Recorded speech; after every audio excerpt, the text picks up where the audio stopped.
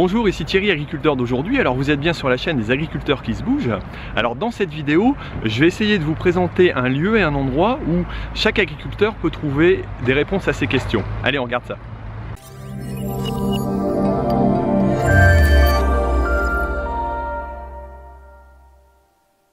Alors il me semblait important de parler des lieux aussi où on retrouvait les renseignements nécessaires à un agriculteur pour sa vie professionnelle.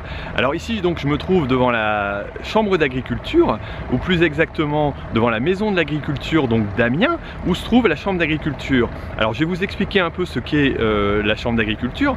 Donc il s'agit d'une assemblée consulaire, c'est-à-dire qu'elle regroupe l'ensemble des institutions agricoles qui représentent la profession. Alors c'est une institution qui a été créée en 1924, donc suite à la guerre, dans l'objectif de développer et d'aider, j'allais dire, l'agriculture à se développer dans toutes ses formes et toutes ses actions.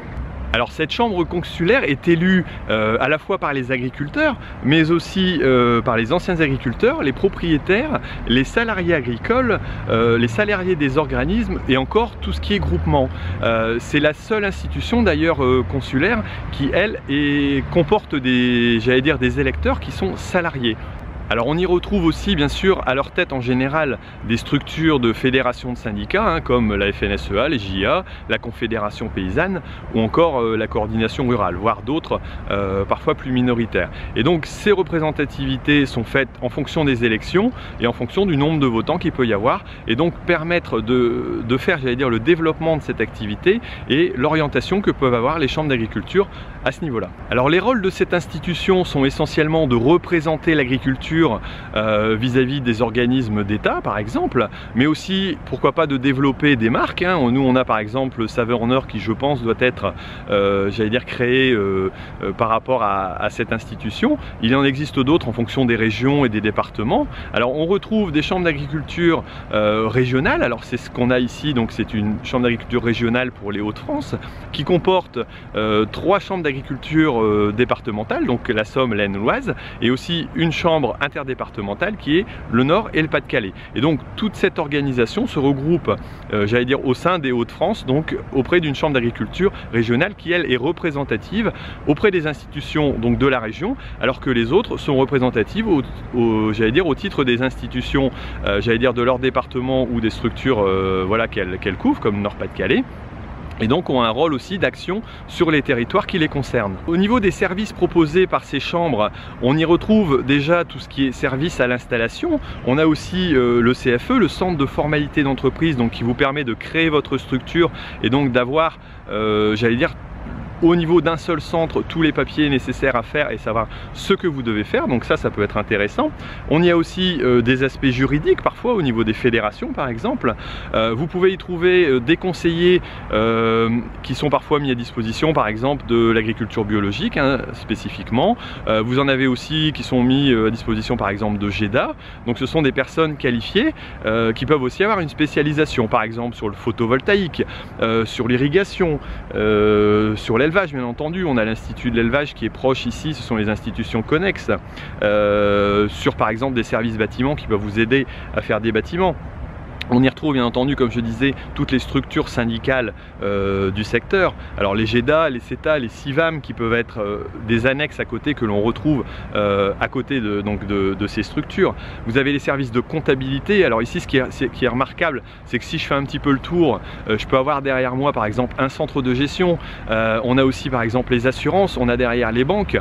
Donc on peut avoir, j'allais dire, toutes ces organisations rassemblées à un même endroit, ce qui est vraiment intéressant pour un agriculteur, pour retrouver une centralisation, j'allais dire, de tous ces services. Une des autres organisations qu'on retrouve ici et qui est présente aussi au niveau des chambres d'agriculture, il s'agit des CUMA. Comme vous savez, je suis adhérent de CUMA et aussi responsable au niveau des CUMA. Et donc je vais vous faire un tour simplement dans les bureaux pour vous montrer ce qu'on fait au niveau d'une fédération des CUMA. Alors ici on est sur une fédération régionale des Hauts-de-France. Donc je vous fais rentrer dans les bâtiments et on va voir ce que vous pouvez trouver comme service à ce niveau-là. Je vais profiter d'aller faire un petit tour donc, dans les bureaux de la FR CUMA pour simplement vous présenter toute l'équipe et les actions qui sont faites. En train de rédiger une synthèse pour la CUMA qu'on va rencontrer pour un appel à projet avec l'agence de l'eau pour essayer de subventionner un matériel et pourquoi pas de mettre en place une expérimentation. D'accord. Donc c'est pour assister les CUMA dans leur démarche auprès des autres structures et pour les aider dans le conseil. C'est ça. D'accord, merci. Bon alors Laurent, qu'est-ce que tu es en train de faire là? Je suis en train de préparer ma réunion de demain avec la CUMA de Colzy pour initier le DINACUMA, donc accompagner la CUMA dans ses réflexions. Ok, alors au sein du DINACUMA, donc de dispositif national d'accompagnement des CUMA, voilà, c'est qui est là pour aider à faire de la prospection, enfin réfléchir à l'avenir des CUMA, j'allais dire dans leurs actions, quoi. Voilà, et donc là sur cette CUMA-là, on va être plutôt de faire un état des lieux, le point, pour identifier les difficultés qu'on rencontre avec la CUMA, et identifier les leviers de développement, ou en tout cas de comment inhiber ces freins ou les difficultés qu'ils rencontrent pour que la dynamique de groupe se poursuive. D'accord, très bien, merci. Alors Corentin, qu'est-ce qu'il est en train de faire, Corentin? Moi actuellement je suis en train de créer une fiche synthétique en ce qui concerne la menu paille. En fait au point de vue ergonomique, économique et tous les points de vue pour avoir une fiche... D'accord, toi tu es orienté au niveau du matériel essentiellement, tu as été recruté pour ça en contrat. Tout à fait. Et donc le but c'est de faire une synthèse un peu de l'utilisation du matériel en CUMA, des usages, des orientations à venir éventuellement pour les CUMA et puis de pouvoir les aider dans leur choix. Tout à fait, ouais. Ok. Et Cédric, qu'est-ce qu'il fait?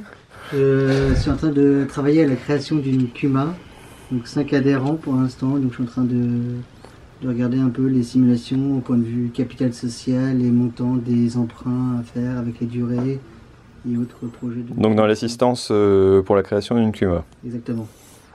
Et Daniel, donc notre directeur, qui a pris son petit bureau. Je suis de passage, de temps en temps à Amiens et plus souvent à Saint-Laurent. Et là, je suis en train de réactualiser des diaporamas pour animer une session de formation demain pour des responsables de CUMA sur à la fois la gestion des principes coopératifs, sur la gestion du capital social et puis ensuite sur la gestion économique et financière parce que la question c'est de définir après des stratégies d'investissement dans les groupes. D'accord, merci Daniel. Bon, je vais le faire taire parce qu'après quand il parle trop longtemps, quand il parle de CUMA, il y en a pour un moment. Donc vous voyez que si vous voulez créer une CUMA, être accompagné, je suis un peu dans l'ombre, faut pas hésiter à vous rendre donc au niveau de vos chambres d'agriculture éventuellement. Vous allez voir, il y a des structures de CUMA qui existent, de fédérations donc régionales ou départementales, dans lesquelles vous pouvez trouver des services qui peuvent vous aider à créer une CUMA, à la dynamiser, avec le DINACUMA aussi, à renforcer dans les idées où vous pouvez aller plus tard, et donc à trouver tout ce type de services. Bon bah écoutez, on arrive à la fin de cette vidéo, alors j'espère que vous l'avez appréciée. Je sais qu'elle n'était pas forcément en parlant de champs, mais je pense que ça peut être intéressant pour un agriculteur, un futur agriculteur, quelqu'un qui veut s'installer, chercher des renseignements, de savoir que voilà, on peut trouver ceci au niveau de sa chambre d'agriculture. Donc pour ça, vous cherchez, j'allais dire au niveau des chambres d'agriculture sur internet ou simplement sur les pages jaunes pour trouver les numéros. Je pense qu'ils pourront vous orienter sur toutes les recherches que vous avez, parfois pour trouver des écoles, pour pouvoir trouver des renseignements sur différents sujets. Si vous avez l'ambition de faire du photovoltaïque ou je ne sais quoi, de la méthanisation par exemple, vous aurez souvent des conseillers qui sont spécialisés dans ces domaines-là et qui pourront vous aider et vous apporter un service, j'allais dire, qui peut correspondre à votre attente. Bon bah écoutez, en tout cas, si vous avez apprécié cette vidéo, mettez-moi un j'aime, partagez-la et puis je vous dis à la semaine prochaine donc pour une nouvelle vidéo qui à mon avis sera encore intéressante et toujours sur un autre sujet. Allez, je vous laisse, à bientôt, salut!